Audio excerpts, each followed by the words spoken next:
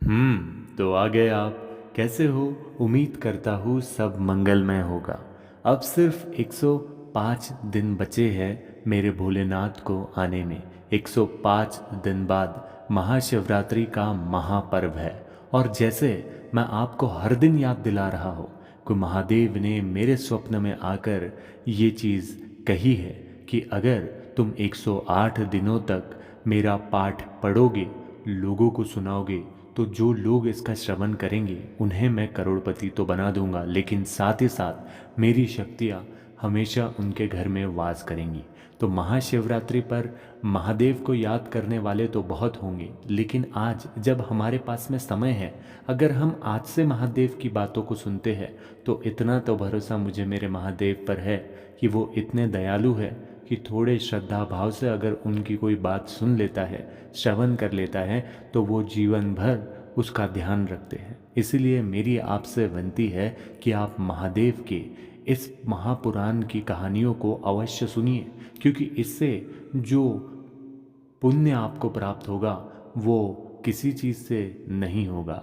महादेव कहते हैं कि कोई भी व्यक्ति संसार में से अगर मेरी इन कहानियों का श्रवण करता है तो उनका जीवन अत्यंत रूप से बदल जाता है। इसलिए मेरी आपसे विनती है कि आप इन कहानियों का श्रवण पूर्ण कीजिए। शिव महापुराण के आज के इस पाठ में मैं आपका हार्दिक स्वागत करता हूँ। कल हमने देखा था कि कैसे भगवान शिव ने सती का त्याग कर दिया था। अब सती का त्याग भगवान शिव ने क्यों किया था? क्योंकि भगवती सती चिंताग्रस्त होकर परीक्षा लेने गई थी भगवान राम की कि क्या ये सचमुच विष्णु का रूप है या नहीं। और वापस आने के बाद में उन्होंने क्या किया था? जो हमारे भोले शंकर है उन्हें झूठ बिल्कुल पसंद नहीं है, लेकिन अगर तुम सच्चे भाव से उनके साथ में कोई झूठी बात भी बता दो, उन्हें बता दो कि मुझसे ये गलती हो गई है, तो वो तुम्हें तुरंत माफ़ भी कर देते हैं। वो सबसे पहले तुम्हारी मनोकामनाओं को सुनते हैं, इसीलिए उन्हें भोले शंकर कहा जाता है। लेकिन माता सती क्या करती है? भगवती सती चिंताग्रस्त होकर शिवजी के पास आ गई।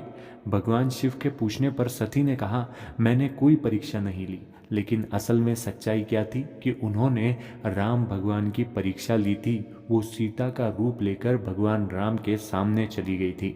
इसके अंदर भगवान महेश्वर ने ध्यान लगाकर सती का सारा चरित्र जान लिया। जब सती ने भगवान शिव को ये बात बताई कि मैंने ऐसा कुछ भी नहीं किया था, तो महेश्वर ने क्या किया? ध्यान लगाया और जान लिया कि सती ने क्या किया था, और उन्हें पता चल गया कि सती उससे झूठ कह रही है। शिवजी बोले, यदि मैं अब सती से स्नेह करूं तो मुझ शिव की महान प्रतिज्ञा ही नष्ट हो जाएगी। इस प्रकार विचार कर शंकर जी ने हृदय से सती का त्याग कर दिया। इसीलिए मेरी भी आपसे विनती है, आप पूरे मन भाव से, बस एक बार पूरे मन भाव से, बहुत कम समय लगता है, हर हर महादेव कमेंट सेक्शन में लिख कर देखिए पूरे मन भाव से। और जो भी आपके मन में चल रहा है कि मेरा ये काम बनेगा या नहीं, आप निश्चिंत रहिए, आपका वो काम भगवान शिव अवश्य बना देंगे। पुराणों में लिखा है, सीधे तौर पे लिखा है। यहाँ और कौन सी बातें लिखी है जिन्हें सुनकर आज आप स्तब्ध रह जाओगे, वो भी मैं आपको सुनाने जा रहा हूँ। सती के त्याग की कहानी मेरे शंकर द्वारा आज मैं आपको सुनाने जा रहा हूँ। अगर धरती लोक से कोई भी व्यक्ति इस कहानी का श्रवण पूरे मन भाव और पूरे श्रद्धा से करता है तो उसका जीवन बदल जाएगा। उसके जीवन में जितने भी उसकी मनोकामनाएं हैं वो अवश्य पूर्ण होगी। इसलिए मेरी आपसे विनती है कि आज के इस पुराण को श्रवण करने से पहले कमेंट में हर हर महादेव अवश्य लिखिए और लाइक कीजिए। देखो, मैं ये कहानी आपको नहीं सुना रहा हूँ, ये तो स्वयं भोले शंकर सुना रहे हैं। देने वाला तो वही है, हम कुछ नहीं कर रहे। मैं अपने आप की मदद नहीं कर सकता तो आप लोगों की क्या मदद करूँगा? आप किसी और की मदद नहीं कर सकते तो आप किसी और की मदद क्या करोगे? हमें सब कुछ देने वाले सिर्फ और सिर्फ हमारे महादेव हैं।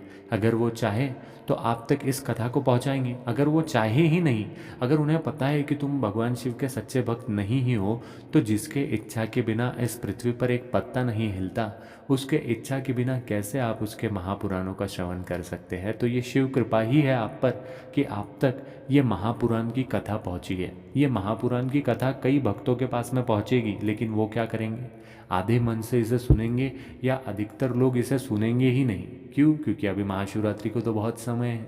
महाशिवरात्रि आने के बाद देखेंगे ना। वही मैं आपसे कह रहा हूँ कि बहुत कम भक्त आज हमसे जुड़ेंगे, बहुत कम भाग्यशाली ऐसे होंगे जो पूर्ण श्रवण करेंगे। आप एक जगह पर बस अपने फ़ोन को रख दीजिए और इन कथाओं का आप श्रवण कीजिए, सुनिए ही नहीं, आपके ऊपर महादेव पूर्ण कृपा अवश्य बरसाएंगे। दक्ष प्रजापति का शिव से द्वेष। आगे देखते हैं कि क्या हुआ। पूर्व काल में प्रयाग में मुनियों तथा महात्माओं का विधि विधान से बड़ा यज्ञ हुआ। इस यज्ञ में दक्ष प्रजापति के पदार्पण पे समस्त देव ऋषियों ने नतमस्तक हो स्तुति और प्रणाम द्वारा दक्ष का आदर सत्कार किया। परंतु उस समय महेश्वर ने दक्ष को प्रणाम नहीं किया। महादेवी जी का वहाँ मस्तक ना झुकाता देख दक्ष प्रजापति रुद्र पर कुपित होते हुए बोले, मैं इस रुद्र को यज्ञ से बहिष्कृत करता। अब हमारे महादेव ने उनके सामने शीश नहीं झुकाया तो उन्हें यज्ञ से बहिष्कृत करने की बात होने लगी। देवताओं के साथ यज्ञ में भाग न पाए। सती का योगनिक द्वारा शरीर का भस्म करना। ब्रह्मा जी बोले, हे मुनि, एक समय दक्ष ने एक बड़े यज्ञ का आयोजन किया और उस यज्ञ में सभी देवता तथा ऋषियों को बुलाया। देवता तथा ऋषिगण बड़े उत्साह के साथ उस यज्ञ में जा रहे थे। सती को जब ये मालूम हुआ कि मेरे पिता दक्ष ने बड़े यज्ञ का आयोजन किया है तो उन्होंने भगवान शंकर से वहाँ जाने की अनुमति मांगी। महेश्वर बोले, देवी, तुम्हारे पिता दक्ष मेरे विशेष द्रोही हो गए हैं। जो लोग बिना बुलाए दूसरों के घर जाते हैं वे वहाँ अनादर ही पाते हैं, जो मृत्यु से भी बढ़कर होता है। ऐसा सुनते ही सती मुरझा गई। और जीवन में भी ऐसा ही होता है। कई बार हम क्या करते हैं, हम उन लोगों के घर चले जाते हैं जिनके घर जाना हमारा सही नहीं होता या जिनके घर जाने मात्र से हमें अनादर प्राप्त होता है। कई बार हमें क्या लगता है कि हम इसके घर चले जाएंगे, उसके घर चले जाएंगे, लेकिन क्या आपने कभी सोचा है कि वो आपको बुलाना चाहते हैं? क्या वो आपसे मिलना चाहते हैं? क्या वो आपसे बात करना चाहते हैं? क्या आपके जाने के बाद में उनको खुशी महसूस होती है? कई बार आजकल के भाग दौड़ बड़े जीवन में यही संकट हम सब पर आन पड़ा है कि जब कोई दूसरा व्यक्ति भी हमारे घर पर आता है तो हमें बड़े परेशानियों का सामना करना पड़ता है। हमारी जो योजना होती है वो भंग हो जाती है क्योंकि आज ये लोग आ गए हैं। हमको जो करना होता है वो हम नहीं कर सकते क्योंकि आज ये लोग आ गए हैं। वैसा ही दूसरों के साथ में होता है। भले ही दूसरा व्यक्ति हमसे इस बात को जाहिर ना करे, हमारे सामने ये बात बोले ना, लेकिन हम अगर दूसरों के घर पर जा रहे हैं तो ये बहुत ज़रूरी है कि हम उसे 2 दिन पहले ही बता दें कि हम आने वाले हैं। थोड़ी देर के लिए ही क्यों ना हो, लेकिन हम थोड़ी देर के लिए आपके घर पर आने वाले हैं। कई बार हम क्या करते हैं, रास्ते में इसका घर है चल दिए, रास्ते में उसका घर है चल दिए, लेकिन वो हमारे मुंह पर तो नहीं कहता, लेकिन कई बार उसे परेशानियां हो जाती है। हो सकता है उसके बच्चों को परेशानी हो जाए आपके आने से। इसलिए आप दूसरों के घर पर जाओ, लेकिन दूसरों के घर पर जाने से पहले उन्हें ये बात से आगाह ज़रूर कराओ कि हम आने वाले हैं और आपका समय लेने वाले हैं, ताकि वो पहले से ही तैयार हो। लेकिन कई लोगों का क्या होता है, वो जब दूसरों के घर जाते हैं तुरंत चले जाते हैं। बेचारे सोच में पड़ जाते हैं कि अब क्या करें क्या ना करें। तो दूसरों के बारे में सोचना भी उतना ही ज़रूरी है। और जहाँ अपना आदर नहीं, जहाँ अनादर का भाव हो वहाँ तो जाना ही नहीं है। क्यों नहीं जाना है? हमारे महेश्वर स्वतः बता रहे हैं कि हमें वहाँ नहीं जाना चाहिए। क्यों? क्योंकि दूसरों के घर जाते हैं, किसके घर? जो लोग बिना बुलाए दूसरों के घर जाते हैं वे वहाँ अनादर ही पाते हैं। आपको किसी ने बुलाया क्या? नहीं, लेकिन फिर भी आप गए तो आप क्या पाओगे? अनादर। तो भगवान भोलेनाथ क्या कहते हैं, ये जो अनादर हमें मिलता है वो मृत्यु से भी बढ़कर होता है। इसीलिए अगर आपको नहीं बुलाया किसी ने तो कभी वहाँ जाओ मत। क्यों बोलते हैं कि बिन बुलाए मेहमान बनकर क्यों आए? इसीलिए बोलते हैं कि वहाँ हमें कभी नहीं जाना चाहिए, जहाँ का हमको बुलावा नहीं वहाँ हमें नहीं जाना चाहिए। भगवान शंकर की ये बात सुनकर सती अपने पिता पर बहुत कुपित हुई तथा वहाँ जाने के लिए तत्पर हो गई। शिवजी ने अपने गणों के साथ सजे हुए नंदी ऋषभ पर सती को विदा किया। यज्ञशालों में शिव का भाग न देखकर असहाय क्रोध प्रकट करते हुए वे विष्णु आदि सब देवताओं को फटकारने लगी। अपने पिता के प्रति रोष व्यक्त करते हुए वे बोली, हे तात, आप शंकर के निंदक हैं, आपको पश्चाताप करना पड़ेगा। इस लोक में महान दुख भोगकर अंत में आपको यातना भोगनी पड़ेगी। जिनका शिव ये दो अक्षरों का नाम एक बार उच्चारित हो जाने पर संपूर्ण पाप रक्षों की शीघ्र ही नष्ट कर देता है, अहो आप उन्हीं शिव से विपरीत होकर उन पवित्र कीर्ति वाले सर्वेश्वर शिव से विदेश करते हैं, द्वेष करते हैं। इस प्रकार दक्ष पर कुपित हो सहसा अपने शरीर को त्यागने की इच्छा से सती ने योग मार्ग से शरीर के दग्ध हो जाने पर पवित्र वायु में रूप धारण किया। तदंतर अपने पति के चरण कमला चिंतन करते हुए सती ने अन्य सब वस्तुओं का ध्यान भुला दिया। वहाँ उन्हें पति के चरणों के अतिरिक्त कुछ दिखाई नहीं दिया। हे मुनि श्रेष्ठ, यज्ञ में गिरा उनका निष्पाप शरीर अग्नि से जलकर उनके इच्छा अनुसार उसी समय भस्म हो जाए। उस समय देवताओं आदि ने जब ये घटना देखी तो वो बड़े जोर से हाहाकार करने लगे। सती के प्राण त्यागने को देखकर शिवजी के पार्षद शीघ्र ही अस्त्र शस्त्र लेकर खड़े हो गए। उसी समय आकाशवाणी हुई, समस्त देवता आदि यज्ञ मंडल से शीघ्र निकलकर अपने अपने स्थान को चले जाए, ऐसा उस आकाशवाणी में कहा गया। क्या बताया सती ने? सती ने ये बताया कि जिस शिव के दो अक्षरी नाम को लेने मात्र से मनुष्य के सारे पाप धुल जाते हैं, व्यक्ति के सारे दोष हर जाते हैं, उस शिव से अगर आप द्वेष करोगे तो कैसे चलेगा। अब आप इससे ये सोचिए कि इस ब्रह्मांड की जितनी भी शक्तियाँ हैं वो भगवान शिव के अंदर कितने रूपों में समावित है, और अगर उनके पाठ तक आप पहुँचे हो, शिव महापुराण तक अगर आप पहुँचे हो, तो ये कितनी बड़ी बात है। अपने आप में ही बहुत बड़ी बात है शिव पुराण तक पहुँचना, और उसका श्रवण करना तो उससे भी बड़ी बात है। संपूर्ण श्रवण क्या सब लोग कर सकेंगे? बिल्कुल नहीं। संपूर्ण श्रवण सब लोग नहीं कर सकेंगे, क्योंकि शिव में इतनी शक्ति है कि जो व्यक्ति संपूर्ण श्रवण कर लेगा उसके अंदर देवादिदेव महादेव की शक्तियाँ जागृत हो जाएंगी, उसके घर में भगवान शिव की शक्तियाँ आ जाएंगी। और जैसे भगवान शिव ने बताया है, मुझे दृढ़ विश्वास है इस बात पे, भगवान शिव ने जब मेरे स्वप्न में मुझे बताया कि मैं तुझे करोड़ों रुपए दे दूंगा, करोड़ों रुपए वो उन्हें भी दूंगा जो तेरी इस कथा का यहाँ श्रवण करने आएंगे। तो आप इस पर से एक बात सोचिए कि मैं सामने आकर भी बड़े सुर्खियाँ बटोर सकता था, लेकिन मैं चाहता हूँ कि मेरे भोले शंकर का नाम हो, मेरे शंकर तक लोग पहुँचे। मैं नहीं चाहता कि आप मुझे जानो या मेरी बातों को सुनो या फिर मुझे मेरे चेहरे को जानो, नहीं, मैं चाहता हूँ आप मेरे शंकर को जानो, मैं चाहता हूँ आप मेरे शंकर को पहचानो, क्योंकि देने वाले तो मेरे शंकर ही है, वो देते ही है। आप कोई मंत्र जाप वगैरह मत करो, आप बस भगवान शिव का नाम भी लोगे ना तो वो देते ही है।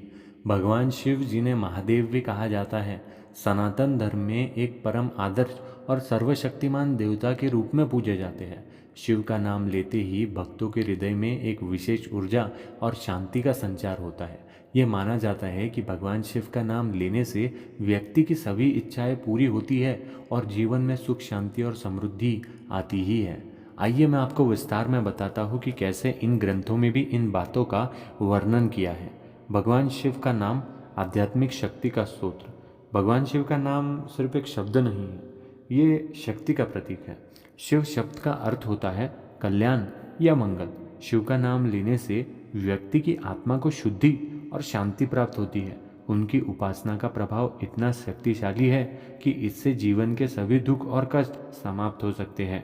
शिव का नाम लेने मात्र से ही व्यक्ति के भीतर नई ऊर्जा, आत्मविश्वास और इच्छा शक्ति का संचार होता है, जिससे वो अपने जीवन के हर लक्ष्य को प्राप्त करने में सक्षम हो जाता है।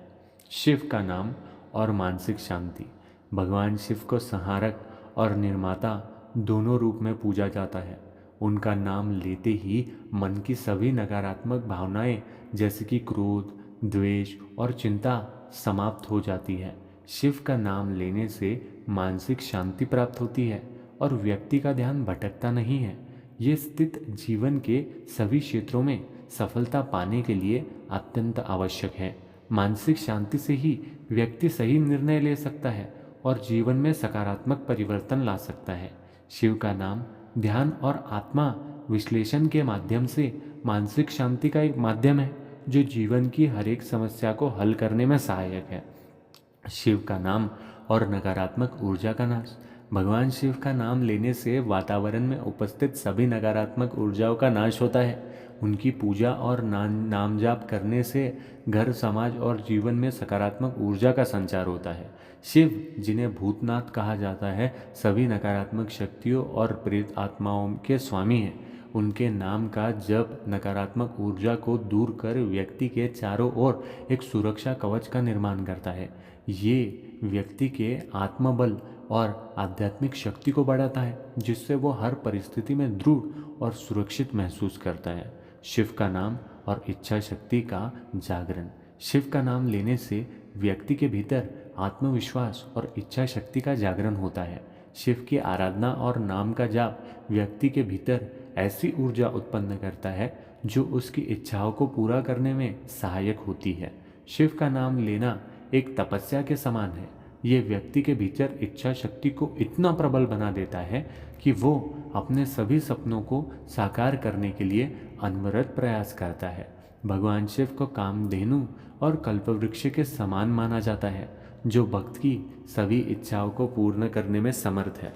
वेदों में कहा है जो कलयुग में भी भगवान शिव का नाम लेगा या भगवान शिव के चर्चाओं में शामिल होगा, उसकी हर एक मनोकामना पूरी होगी। उसके बच्चों के जीवन में कोई संकट नहीं आएंगे, आने वाले संकट टल जाएंगे, जीवन के दोषों से उसको मुक्ति मिल जाएगी। तो आप इससे अंदाज़ा लगाइए कि भगवान शिव के इस नाम मात्र में कितनी ताकत है। लेकिन हम कितने भाग्यशाली हैं, कितने भाग्यशाली हैं हम कि हम शिव पुराण के अध्यायों का श्रवण कर रहे हैं, हम शिव पुराण को जानने की कोशिश कर रहे हैं, हम शिव पुराण को सुनने की कोशिश कर रहे हैं। तो आप कितने भाग्यशाली है, आपकी आत्मा कितनी महान है कि आप इन अध्यायों को पूर्ण श्रवण कर रहे हो। शिव का नाम और साधना का मार्ग। शिव का नाम मात्र जाप नहीं है, बल्कि साधना का मार्ग है। यह व्यक्ति को आत्मज्ञान और सत्य की दिशा में अग्रसर करता है। शिव का नाम लेते समय जब व्यक्ति मन में सभी इच्छाओं और अपेक्षाओं को त्याग देता है, तब वो भगवान शिव की कृपा का पात्र बनता है। शिव का नाम साधना का एक शक्तिशाली माध्यम के रूप में कार्य करता है, जो व्यक्ति को आत्म साक्षरता की ओर ले जाता है। शिव का नाम लेकर साधना करने से जीवन में आध्यात्मिक उन्नति होती है और व्यक्ति संसार के मोह माया से मुक्त होकर सच्ची शांति और मुक्ति की प्राप्ति कर सकता है। शिव का नाम और करुणा का संदेश। भगवान शिव का नाम लेते ही उनके करुणा और क्षमा के भाव जागृत होते हैं। शिव, जो भोलेनाथ कहलाते हैं, अपने भक्त पर सदा कृपाएं बनाए रखते हैं। उनकी करुणा इतनी अद्भुत है कि वे बिना भेदभाव के अपने भक्तों की इच्छाओं को पूरा करते हैं। शिव का नाम लेने से भक्त में भी करुणा और दया का संचार होता है, जिससे उनका मन शुद्ध होता है और वे दूसरों की भलाई के लिए कार्य करने लगते हैं।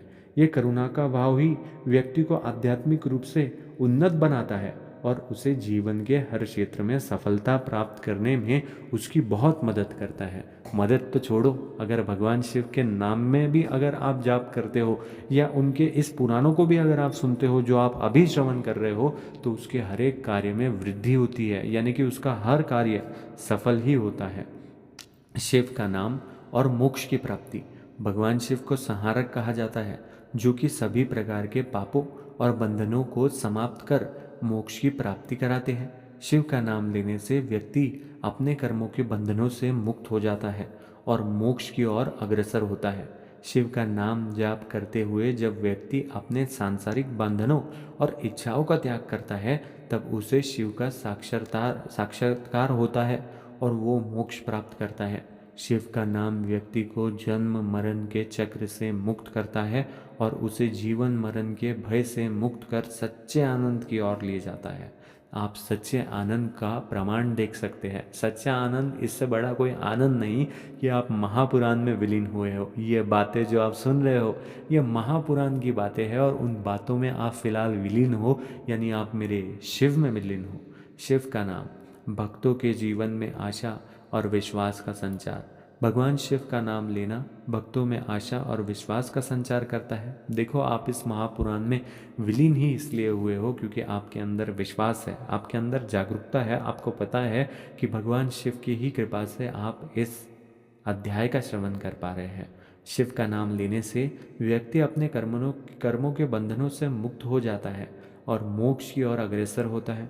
शिव का नाम जाप करते हुए जब व्यक्ति अपने सांसारिक बंधनों और इच्छाओं का त्याग करता है तब उसे शिव का साक्षात्कार होता है और वो मोक्ष प्राप्त करता है। शिव का नाम व्यक्ति को जन्म मरण के चक्र से मुक्त करता है। शिव का नाम भक्त के जीवन में आशा और विश्वास का संचार करता है। आशा और विश्वास तो होनी ही चाहिए क्योंकि भगवान शिव है तो हर चीज़ मुमकिन है। भगवान शिव का नाम लेना भक्त में आशा और विश्वास का संचार करता है। शिव का नाम लेते ही भक्त को ये विश्वास होता है कि उनकी सभी समस्याओं का समाधान हो जाएगा और उनकी हर इच्छा पूरी होगी। शिव का नाम व्यक्ति को कठिनाइयों का सामना करने की शक्ति प्रदान करता है और उसे ये विश्वास दिलाता है कि भगवान शिव उसके साथ है और उसकी सभी इच्छाओं को पूर्ण करेंगे। ये विश्वास ही भक्त को जीवन में सच्चे सुख, शांति और संतोष की प्राप्ति कराता है। भगवान शिव का नाम लेना एक धार्मिक क्रिया नहीं है, बल्कि ये व्यक्ति के मन, आत्मा और जीवन को बदलने की शक्ति रखता है। शिव का नाम जाप करने से व्यक्ति को मानसिक शांति, नकारात्मकता से मुक्ति, इच्छा शक्ति की प्राप्ति और आध्यात्मिक उन्नति का अनुभव होता है। शिव का नाम केवल मंजदार में फंसे भक्त को किनारे तक नहीं पहुंचाता, बल्कि उसे सच्ची भक्ति, आत्मज्ञान और मोक्ष की ओर ले जाता है। शिव का नाम लेते हुए भक्त अपने सभी इच्छाओं को ईश्वर पर छोड़ देता है और भगवान शिव की कृपा से उसकी हर एक इच्छा पूरी हो जाती है। इस प्रकार भगवान शिव का नाम केवल एक मार्गदर्शन ही नहीं, बल्कि एक संपूर्ण समाधान है जो भक्त के जीवन में सुख, समृद्धि और शांति का संचार करता है। और महाराज दक्ष को सती यही बात बताना चाहती थी कि भगवान शिव के नाम में अनंत शक्तियाँ हैं और उस नाम से ही अगर आप मोह नहीं रखोगे, उस नाम से ही अगर आप द्वेष करोगे तो आपका जीवन आखिर कैसे चलेगा, जिसके वजह से सती अपने शरीर का भस्म कर देती है और दक्ष का जो यज्ञ होता है वो विध्वंसक हो जाता है। उसका क्या वृत्तांत है ये हम अगले भाग में जानेंगे कि जो दक्ष ने इतना बड़ा महायज्ञ किया था उसका कैसे बहुत बड़ा वृत्तांत होता है, कैसे उसका विध्वंस हो जाता है। इसके बारे में हम अगले अध्याय में जानेंगे। अगर आपने अब तक इस अध्याय का श्रवण किया है तो हर हर महादेव। अगर आपने अब तक इस अध्याय का श्रवण किया है तो शिव, क्यों? क्योंकि शिव के नाम का क्या महत्व है ये आपने इस अध्याय में समझ लिया है। तो अगर थोड़ा सा समय है तो जय भोले बाबा, जय मेरे शिव शंकर कमेंट सेक्शन में अवश्य लिखिएगा। शाम सदाशिव इस नाम से जुड़ो, इसे सब्सक्राइब करो क्योंकि मैं हर दिन यहाँ आकर आपको भगवान की याद दिलाता रहूँगा। बाकी आज के लिए इतना ही। सांब सदाशिव अर्पण।